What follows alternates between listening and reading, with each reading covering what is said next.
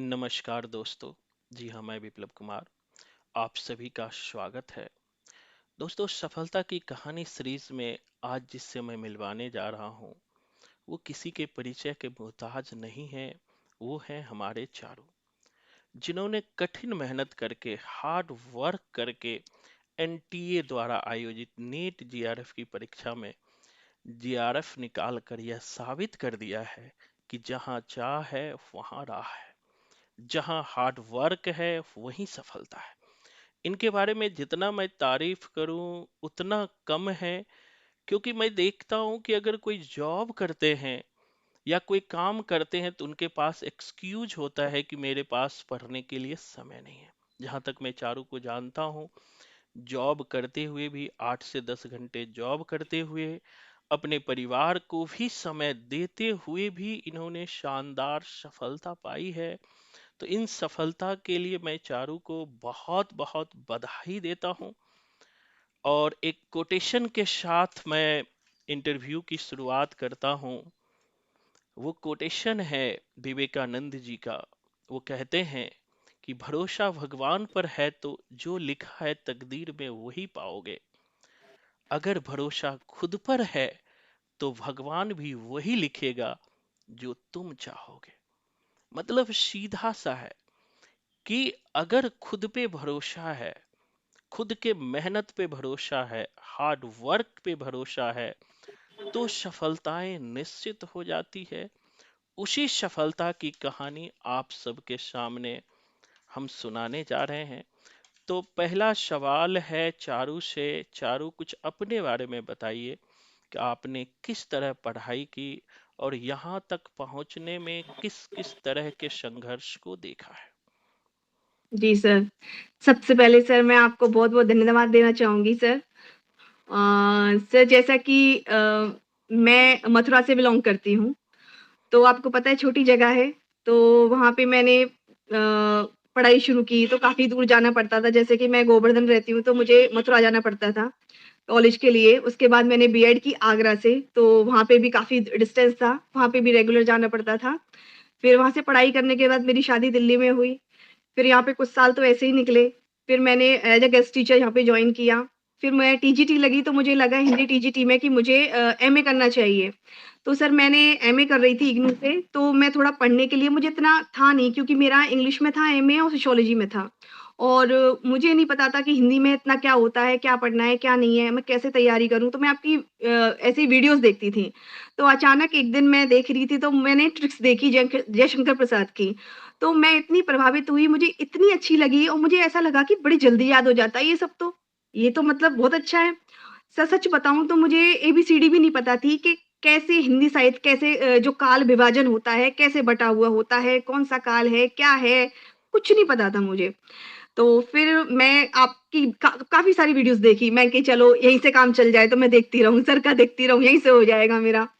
तो फिर मैंने कि पर ये सफिशिएंट नहीं था मेरे लिए। फिर मैंने सोचती रही 1 महीने तक मैं कि कॉल करूँ सर को। फिर कि पता नहीं यूट्यूब पे लोगों को विश्वास कर सकते हैं, नहीं कर सकते हैं। तो मैंने एक दिन सर को कॉल मिला दिया तो फिर मेरी बात हुई। तो फिर मैंने शुरू किया, सर ने कहा डेमो लो तुम अभी, देखो। तो उसके बाद जब क्लासेस शुरू हुई तो उस टाइम पे ऑनलाइन इतना नहीं था, लॉकडाउन लगा हुआ था। तब तक शुरू ही नहीं हुई थी हमारी क्लासेस। सर हमें आप हमें वीडियो प्रोवाइड कराते थे। तो सर आपने मुझे वीडियोज़ डाली और उसके बाद आप मुझे 1-1 घंटा सुनते थे कि जो भी कोडिंग्स थी, सारी मैं वीडियोज़ में से देखती थी, उनको याद करती थी, फिर आपको मैं सुनाती थी। तो मतलब मेरे हस्बैंड भी कहते थे कि ये बहुत बड़ी बात है आज के समय में कि कोई भी टीचर किसी भी स्टूडेंट को इतना टाइम दे और आपके इतने सारे स्टूडेंट्स होते थे, आप सभी के लिए टाइम निकालते थे, एक बहुत बड़ी यूनिक चीज़ है। और सबसे बड़ी चीज़ सर आपकी ईमानदारी। ये बहुत अच्छी चीज़ लगी। आपका जो नेचर है, इतना पोलाइट नेचर, इतनी ईमानदारी और इतना धैर्य आपके अंदर। नहीं तो ऐसा लगता है कि मतलब कोई कहता है चलो दे दिए, पैसे दे दिए, कर दिए, चलो भई कुछ नहीं है, अब तो हो गया। बट नहीं सर, आपने पूरी ईमानदारी से आपने मुझसे कहा था कि जब तक नहीं होगा तब तक साथ नहीं छोड़ूँगा। ये वाली चीज़। और सर यही वाली चीज़ सबसे अच्छी लगी जब मेरा पिछली बार जब मैंने दिया था एग्ज़ाम, अब मैंने सेकंड टाइम में मेरा जेआरएफ क्लियर हुआ है। पिछली बार दिया मेरा 1 नंबर से रहा था और वो भी थोड़ा ओवर कॉन्फिडेंट होने की वज़ह से क्योंकि पेपर मुझे बहुत आसान लगा था। आपने जो पढ़ाया था मुझे इतना आसान लगा मैं 1 घंटे पहले पेपर करके बैठ गई। और ओवर कॉन्फिडेंट होने की वजह से मैंने ऊपर-नीचे आंसर्स लगा दिए और बाद में आके पता चला कि 3-4 क्वेश्चन्स को मैं ऐसे ही गलत कर आई हूँ। तो मैं बड़ा दुखी हुई और आपने मेरा साथ नहीं छोड़ा, आपने मुझे कहा, "चिंता मत करो, अगली बार ज़रूर होगा।" तो बाय चांस बीच में मैं पढ़ती नहीं थी या कुछ तो आप मुझे बार-बार रिकॉल कराते थे, मुझे रिज़ल्ट चाहिए। तो तभी मैं थोड़ा-सा जागती थी, मैंने कि तैयारी करनी है, तो फिर मैं लग जाती थी अपनी पढ़ाई में। तो इस तरीके से सर आपने बहुत साथ दिया और बहुत अच्छी तरीके से आपने सर मेहनत की हमारे साथ में और मैंने देखा है मैंने भी जिनको और लोगों को जोड़ा और उनको भी मैंने यही एश्योर किया क्योंकि वो मुझसे पूछते थे कि हम आपको पकड़ाएँगे। मैंने कि बिल्कुल पकड़ लेना, ये लो मेरा एड्रेस और मेरे घर आ जाना तुम। अगर तुम अगर मुझे अगर फ्रॉड पाओ तो और मैंने कि सर को फ्रॉड पाओ तो। तो वो मुझसे कहते हैं कि आपने ना हमें बहुत सही जगह बताई है। तो मैंने कि मैंने तो बोला ही था, ये वाली चीज़। तो सर मैं यही कहूँगी कि you are a right place और you are a best teacher. बहुत बहुत धन्यवाद।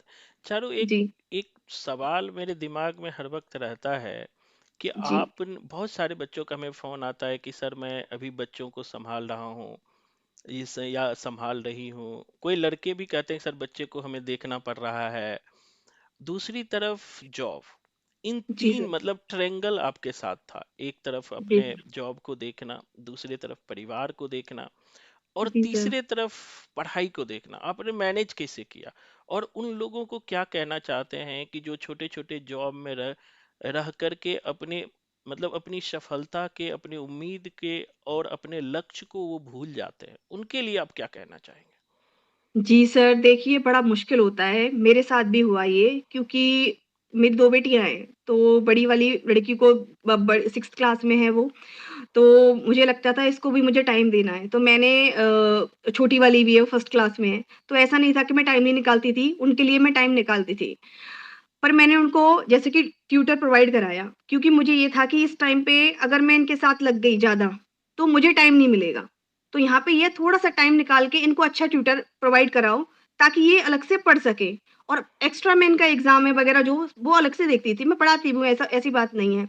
फिर रहा सर घर का काम, तो जब एग्ज़ाम का टाइम था, तो मैंने फुल टाइम मेड रखी, क्योंकि मुझे पता था मुझे टाइम नहीं मिलेगा। इसलिए मैंने 1 महीने के लिए फुल टाइम मेड रखी, ताकि मुझे टाइम मिले। जॉब का सर, जॉब से मैंने छुट्टी ली।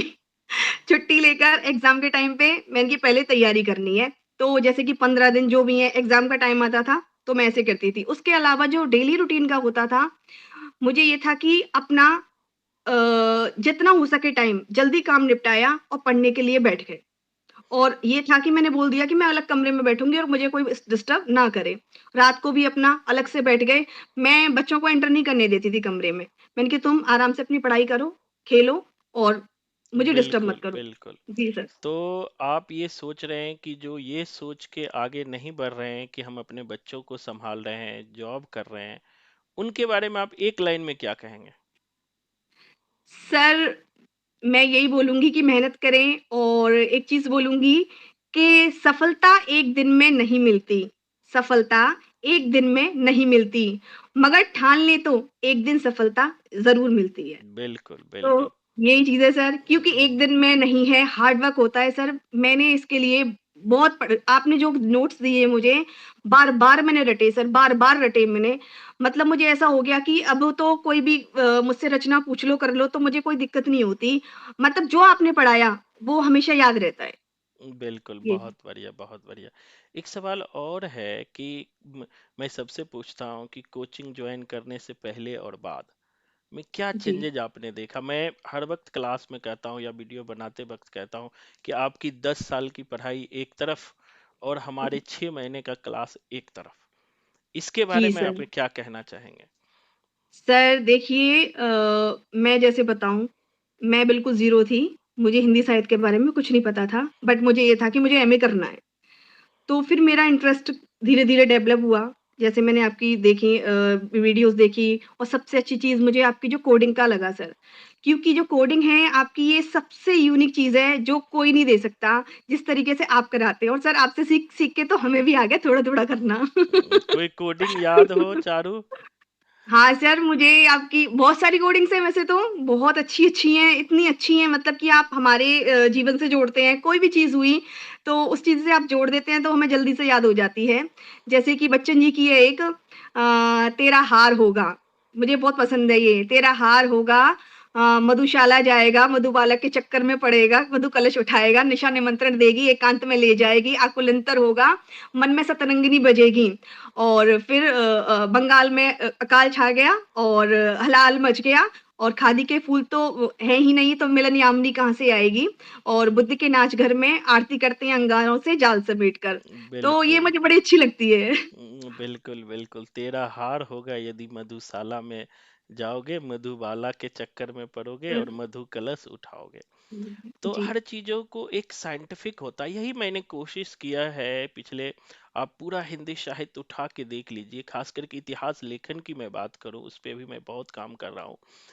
तो हमने सोचा कि इतिहास को एक नए नजरिए से देखा जाए, जी, एक नया पहलू हो। आज तक के इतिहास में यह है कि बच्चे रट के नेट जीआरएफ निकालते थे, और हम एक नए नजरिए की बात करते हैं, और उसी नजरिए का फल है इतने सारे रिजल्ट। इस जी बार का सर। तो हमारे सीनियर बता रहे थे कि इस बार तुम्हारा रिजल्ट बाहुबली के स्टाइल में हुआ है। जी सर। और मैं भी बहुत खुश हूं कि आज तक का सबसे ज्यादा रिजल्ट, उसमें भी इस महामारी के दौर में बच्चे अगर मेहनत कर लिए, फ्रस्ट्रेशन में मेहनत किए होंगे, क्योंकि जी, कोरोना के दौर में हर घर में, हर परिवार में किसी न किसी को सोया है, खोया जी है, सर। फिर भी जी वो सर। उन्होंने सफलता पाई, ये बहुत बड़ी बात है। एक सवाल और है, खास करके मैं सबसे पूछता हूँ, प्रथम पत्र और अपने सब्जेक्ट को लेकर के, क्योंकि बहुत सारे बच्चों, हम अपने ही बच्चों को मैं देखता हूँ कि वो हिंदी जी, साहित्य पे कुछ बहुत ज्यादा फोकस कर देते हैं, फर्स्ट पेपर पे कम फोकस करते हैं। इस बारे में आपकी जी क्या सर। राय है? सर, बिल्कुल सही बात है ये क्योंकि पिछली बार जब मैंने दिया था तो मैं बड़ी क्लास बंक करती थी और आप मुझे डाँटते थे कि चारू अच्छी तरीके से पढ़ो फर्स्ट पेपर। तो इसीलिए मेरे मार्क्स भी कम आए थे। तो सर इस बारी फिर मैंने बहुत ध्यान दिया। जैसे कि बाई चांस मैं क्लास अटेंड नहीं कर पाई तो मैंने सारे नोट्स आपसे मँगाए, वीडियोज़ भी मँगाई सर, उसको मैंने बार-बार देखा वीडियोज़ को और सारे जो नोट्स आपने हैंड रिटेन नोट्स थे सर। इतने अच्छे लिखे हैं आपने हैंड रिटेन नोट्स कि मतलब बिल्कुल आसानी से समझ में आ जाता है सारी चीज़ें। और सर उसमें तैयारी करना, मेहनत करना बहुत ज़रूरी है। और मेरा सर सच बताऊँ तो जो आपके नोट्स प्रोवाइड किए थे उसी की वज़ह से मैं अच्छा स्कोर कर पाई फर्स्ट पेपर में। बिल्कुल बिल्कुल। अच्छा, आप नए छात्र जो आज खास करके मैं देखता हूँ कोचिंग को लेकर वो सिलेक्शन नहीं कर पाते हैं, क्योंकि जी, यूट्यूब पर बहुत सारे कोचिंग अपना अपना एड डालते हैं, अपने अपने बारे में बताते हैं। तो जी। उन छात्रों को आप क्या कहना चाहेंगे? मैं ये कहना चाहती हूँ कि देखो, ऐसी जगह पे जाओ, जहाँ पे आपको लगता है कि श्योरिटी हो। क्योंकि आजकल इतने लोग चीट करते हैं, मतलब अलग-अलग तरह के प्रलोभन देते हैं कि ये हो जाएगा, इतने टाइम में ये वो करके। एक बार विश्वास करके देखो, सही जगह अगर इंसान जाता है, तो सक्सेस उसको ज़रूर मिलेगी। क्योंकि बिल्कुल अगर गुरु अच्छा है, तो सफलता अवश्य मिलेगी। अगर गुरु ही सही नहीं है, तो फिर तो सफलता हमें बिल्कुल बिल्कुल। एक और जी, आरोप होता है कि सर आपके यहाँ फीस ज्यादा है। मैं ये भी देखता हूँ जितने भी बच्चे का आता है, क्योंकि हुँ, मार्केट में बोलते हैं सर 5,000 ले रहा है, 10,000 ले रहा है, आप सीधे उससे 3 गुना 4 गुना लेते हो। उनके जी। उस बारे में आपका क्या राय है? सर, देखिए, ये वाली बात तो हमसे बढ़िया कोई नहीं जान सकता क्योंकि हमें पता है सर आप जितनी मेहनत करते हो ना, उसमें ये फ़ीस ना के बराबर है। क्योंकि हमने देखा है, आप गर्मियों में पसीना बहाते हुए और लगातार खड़े हुए क्योंकि आपके इतने सारे बैचेज़ चलते हैं, कभी आईएएस का, कभी फर्स्ट पेपर का, कभी डीएसएसबी का, इतने सारे बैचेज़ करते हो, लगातार आप पढ़ाते हो और कभी भी कोई एक्सक्यूज़ नहीं होता मतलब हमारी जो क्लासें होती हैं, वो कंटिन्यू होती थी और हमने देखा है कि आप कितनी मेहनत और ईमानदारी से करते हैं सर। तो और रिज़ल्ट की एश्योरिटी देते हैं और साथ ना छोड़ने का वादा करते हैं कि जब तक नहीं होगा। तो सोचिए सर, अब मैंने दिए, ठीक है, मैंने आपको फुल फीस जो थी पूरी दी सर। पर ये देखिए सर मुझे आज कितनी बड़ी चीज़ मिल गई है, तो उसमें देखती हूँ मैं बिल्कुल। कंपैरिज़न में तो ये एक कुछ भी महीने नहीं का है। भी पेमेंट नहीं है ये, ठीक है? हाँ जी पर सर। एक महीने का भी पेमेंट नहीं है, मतलब वन ओके। मंथ का भी पेमेंट जी, से जी, नहीं है। बिल्कुल सर यही तो चीज़ है ना, अब देखिए 25-30 लाख रुपए अगर किसी को जेआरएफ करके मिल रहे हैं और आप 20-25 हज़ार कहीं पे दे रहे हैं, तो आई डोंट थिंक सो कि घाटे का सौदा है। बिल्कुल बिल्कुल। अंतिम सवाल है, आप अपनी सफलता में सहायक लोग के बारे में जरूर बताइए, जिन्होंने कि आपको पल पल मदद किया, आपके सहायक हुआ, उनके बारे में जरूर कुछ बोलें। सर, जैसे कि मैं एक चीज़ बोलूँगी, सबसे बड़े सहायक आप हैं, थैंक यू। क्योंकि आप मेरे गुरु हैं और मेरे हस्बैंड भी आपकी बहुत बहुत इज़्ज़त, बहुत रिस्पेक्ट करते हैं और थैंक यू। मतलब कि जब मैं पढ़ती थी, तो उन्होंने कभी चाहे मैं आपसे रात के 12 बजे भी पढ़ाई के बारे में बात कर रही हूँ, 10 बजे भी कर रही हूँ, तो कोई उनको ऑब्जेक्शन नहीं होता था और पढ़ाई करते समय कभी भी डिस्टर्ब नहीं करते थे वो, ये वाली बिल्कुल चीज़। बिल्कुल। तो सबसे बड़े सहायक सर आप हैं, फिर मेरे हस्बैंड का रोल रहा और मेरे बच्चों का भी सपोर्ट रहा।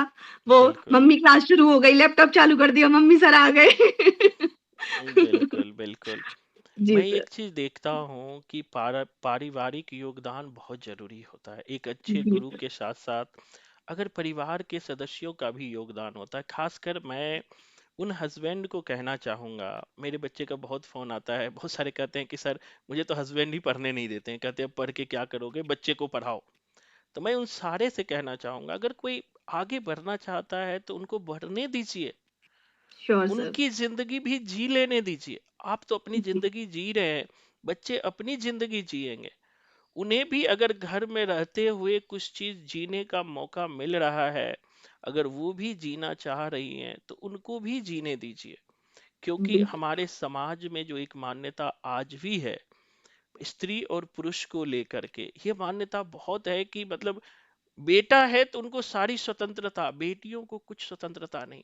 तो ऐसे लोगों को मैं कहूंगा कि मेरा एक बार रिजल्ट देखे, जी, फिर पता लगेगा कि बेटा और बेटियों में कोई अंतर नहीं है। कोई बिल्कुल अंतर नहीं है। हमारे यहाँ 99% बेटियां पास करती हैं। और मैं बड़े गर्व से कहता हूँ, बहुत सारे बड़े बड़े लोगों का भी मेरे पास फोन आता है और मुझे बहुत बधाई देते हैं कि आप बहुत नेक काम कर रहे हो। तो बहुत बहुत धन्यवाद चारू, आपने समय निकाला। और मैं चाहूंगा कि इसी तरह आप आगे बढ़ें, जीवन में जी। आगे बढ़ें। मैं आपको असिस्टेंट प्रोफेसर परमानेंट के रूप में जल्दी ही देखूं। बिल्कुल सर, अभी अम, तो म, शुरुआत हुई है सर और आगे बिल्कुल बिल्कुल। हमेशा आपका मार्गदर्शन चाहेंगे हम। बिल्कुल बिल्कुल। अब हमने जी, एक और मुहिम शुरू किया है, वो आईएएस का मुहिम है, आईएएस पीसीएस का। तो जी जो सर। भी बच्चे जीवन में इससे भी आगे बढ़ना चाहते हो, वो एक बार जरूर जुड़ें और जुड़कर देखें। मैं ये नहीं कहता हूँ कि कोई एडमिशन ले लें, लेकिन जुड़कर देखें। जी सर। जी, बहुत बहुत धन्यवाद चारू। तो दोस्तों, नमस्कार सर। नमस्कार। जी, तो दोस्तों, आज के लिए इतना ही। फिर हम अपने नए छात्र और छात्राओं से आपको मिलवाएंगे। तब तक खुश रहिए। जय हिंद, जय भारत।